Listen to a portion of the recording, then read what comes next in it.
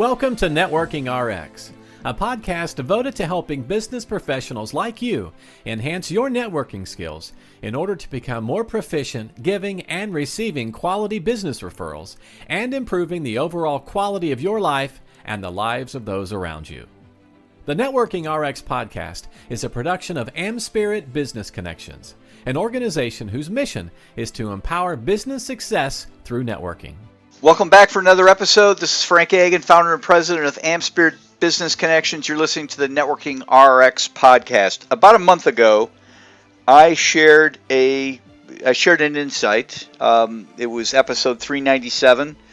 The title of the podcast, or the episode, was The Hidden Cost of Behaving Badly. And I shared just an experience I had where I wasn't treated particularly well, and I didn't exact revenge, but in thinking about it quietly, karma took hold, and the person who had treated me not so well, in my mind, lost thousands, tens of thousands, hundreds of thousands of dollars over time. And it was the hidden cost of behaving badly. But in there, I kind of intimated about another story I wanted to share, and I intended to share it the next week. Got caught up and had other things to talk about, and one thing led to another, and a month got away from me, which is fine. I'm going to talk about it now. But it's kind of the opposite of behaving badly, or the hidden cost of behaving badly. When I was a young attorney, right out on my own, I'd worked for a large public accounting firm. I was a tax consultant, left, went into private practice, and that kind of set me down the road to being what I call it a student of networking. I'm always learning about networking, always wanting to share with others about networking.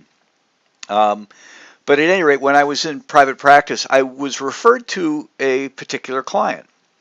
And it was kind of an odd situation because I wasn't introduced to the client per se. I was just, this other person kind of served as a go-between between myself and the client, and they just said, I've got a client, they have some stuff that needs to be done. I won't get into what it was. It doesn't matter, but it was a very involved project. It was a project that was right up my alley. It involved taxes. It involved legal aspects. It involved finance, present value of money, blah, blah, blah, blah, blah. It was rather involved. When I say rather involved, not 100 hours, not 50 hours, 20 to 30 hours. So it was a decent project for somebody who was really in their first year of the private practice of law. In when I say private practice of law, business law. Certainly people who are in law and get involved in trials spend dozens, if not hundreds of hours working on cases. In the business realm, at least early on, this particular project was a big project for me. And I won't get into what the billing was or anything like that, but use your own imagination, 20 to 30 hours. So anyhow, I set about doing this project, and the whole while I'm thinking, okay, I don't even know this client, but I've been referred by somebody else, so this client's kind of borrowing trust, to kind of throw that concept out there. They're kind of borrowing trust by the person referring me, and I'm going to go ahead on faith. And it's not like I had a ton of clients anyways. It was a great exercise for me. They shared a lot of information with me, so I guess I had to, certainly was going to trust them. But we never talked about what my rate was, what the bill would be, or anything. They just needed something done that involved taxes, finances, and the law, and I was set about doing it. And so I spent all this time going through the whole thing, and finally the day came, and I was to bring this particular project to the client and go through it. So I sat down with the client, and just to kind of give you some context, the client had an office but wanted me to meet with the person who had referred me, I should say, at his house, and he had a home office, and it was, he's a good old boy, great guy. And so I went through all the things that he had asked me to do. Boom, boom, boom, boom, boom, all down the list. And again, I don't need to get into the particulars. Attorney-client privilege, there we go. at any rate, when I was done, he had some questions and then kind of figuratively patted me on the back. This is exactly what I needed. I really appreciate this. I'm going to meet with my financial advisor, so on and so forth. This is perfect. And then he said, "What do I owe you?" And it's always, when you're an entrepreneur, getting paid is always a precarious thing.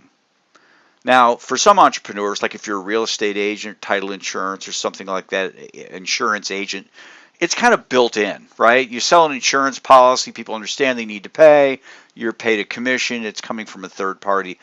But when you're an attorney, when you're an accountant, if you're a social media professional, if you're a marketing professional, it's a different ball game. You actually need to come to your clients with an invoice. Generally, you agree on the front end, this is what the hourly rate is, or this is what the project is. So you're all kind of agreement with what's going on, and then you kind of have to wonder, okay, am I going to get paid? And not, I'll tell you right now, you don't get paid on everything. Most things you do in time, but you don't get paid on everything. And I can tell you stories early on of things I didn't get paid on, and that it is what it is. It wasn't a lot, and as time went on, you got better and better clients. But you always kind of wondered, okay, do we have a meeting of the minds? Are they going to see value in what I have done? So I had a folder, I had an invoice all done, documented pretty much not every minute, but certainly every 15 minutes. What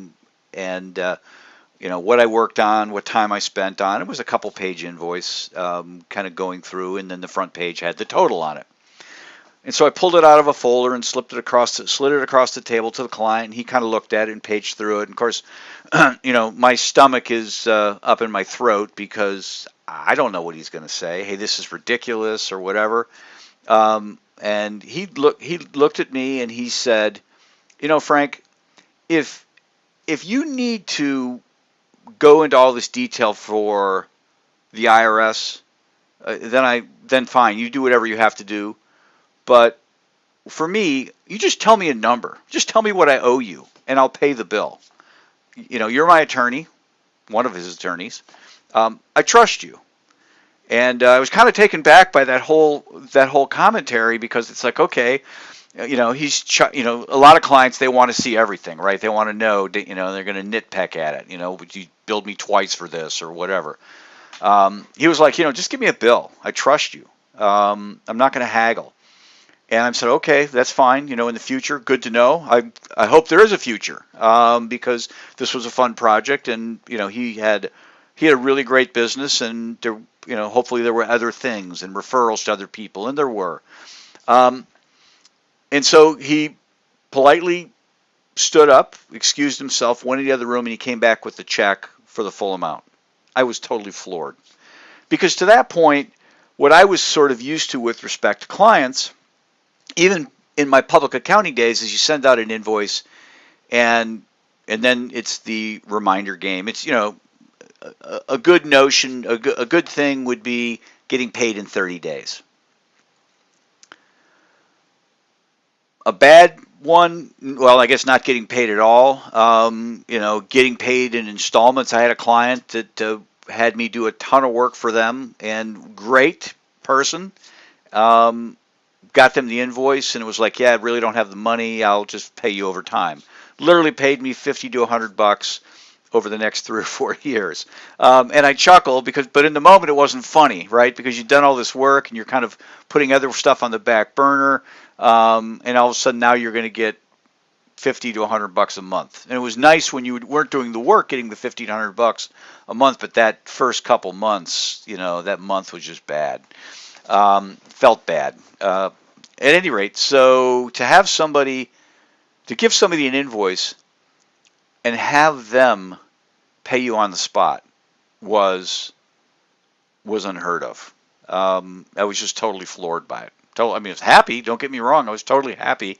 I had it in the seat in the car as I drove away, and just kind of stared at it, looked at it from time to time, like, wow, I can't believe it. And certainly went to the bank and cashed it, and life went on. But in time, I had more and more projects with this particular individual. I'm going to give his name. I don't normally give names. Larry Lemasters passed away several years ago. Great guy. I'll continue into that, but I just want to shout out to Larry. If you're listening up in heaven, or if Stephen, his son, is listening, just a great family. Just it was a great relationship. So there were other things that came of it, and other projects he had me work on. And again, I won't get into the details of what all they were. He had a big company, and there was lots going on. Always lots of little issues. And he asked me to participate with this and that, whole sorts of stuff. And every time, got him an invoice, he got me paid. If I mailed him an invoice, this is all pre-email, and I don't know if Larry ever did email because he was kind of a good old boy. But if I mailed him an invoice on a Monday, he'd probably get it on a Tuesday, and I'd have a check by Wednesday. And if for some reason something got lost, he would literally drive the 30 minutes from where he lived or his office, all kind of the same area, and bring me a check. Because it was important to him that I got paid. It was important to him that he took care of me. There were a couple times where I would give him invoices and he would pay me. He would shake my hand and there would be a $100 bill in his hand. He said, "Take your wife out to dinner." And again, I'm just totally floored as to how this person treated me. And Larry was just a genuinely good guy. But there was a real lesson in there because I looked at all the other professionals that served him: financial advisor, insurance person, property casualty insurance, accountant, all these different people he treated the same way. And I can't vouch for them, but I can tell you how I treated Larry. If Larry would call me, I would make time for him. Larry had a project, I would make time for him. And if he needed something done, I would make it a priority. Now he might say I don't need it right away, and then I would kind of know. But if he needed something, I was going to move, because that's the hidden benefit of just treating people right. And that's what he did. And the lesson I took away from that is, and I try to, is how you treat people. I try to treat people the same way. Now I don't have a company like Larry had. At least not yet. But when I deal with people, I want to know what it's going to cost, because if I don't have the money, I'm not going to do it. I don't expect somebody to be my bank. Meaning I'm not going to, don't send me, you're not going to send me a bill and then I'm going to pay you over time like a credit card statement. If I don't have the money, I'm not going to do it. If you would require money up front, I'm happy to do it. And I just think that's the way to treat people, not because partially because that's the way to treat people, but it's the hidden benefit of treating people right. Because when you do those sorts of things, people go out of their way to do an especially good job for you. Just as all the people who served Larry did. They were all Larry was beloved by his clients. And it was just a great example of the way to treat people. So as you're out there dealing with people, ask yourself this: how would I like to be treated? I knew how I wanted to be treated. I was actually treated the way I wanted to be treated. I wanted more clients like Larry. And actually Larry referred me other people, and they all kind of dealt the same way. However you want to term it, it was just like, wow. And maybe in his mind he's like, listen, I'm going to pay the guy. I have money in an account. It's not earning interest. What do I care? And that's my mindset. What do I care? If somebody needs, if I got a bill today, I'm going to go ahead and pay it tomorrow. What do I care? The work has been done. They need to be paid. They have a life to lead, family to feed, so on and so forth. But ask yourself that question, and then treat people accordingly. And there will be a hidden benefit to that. Hidden benefit in terms of how they treat you. Hidden benefit in what they're referring. Them going the extra mile for you, so on and so forth. So just a lesson or a story I wanted to share. Kind of the opposite of the hidden cost of behaving badly. It's kind of the hidden benefit of behaving wonderfully. So thank you, Larry Lemasters, for for that example. I do appreciate that. I'll always remember that. Just to wrap up, to remind people, we are looking for people to join our stable of franchisees and chapter leaders out there. If you're interested in getting involved with a weekly referral-based networking group, or know somebody who would, perhaps can't get into a chapter in your area because your category is closed, or just certainly want to be part of the growing AmSpirit Business Connection, reach out to me using the email at the end of this podcast or the one we included in the show notes. Reach out to me, and if you're referring me to somebody else, please just go ahead and email them and copy me on the email connecting us, and you can step out of the way. I would appreciate that. Thanks for joining us on the Networking RX podcast. Please put what you've learned into action today and let us know if you have questions, comments, or ideas for future topics. You can email them to us at podcast@amspirit.com. That's AmSpirit.com.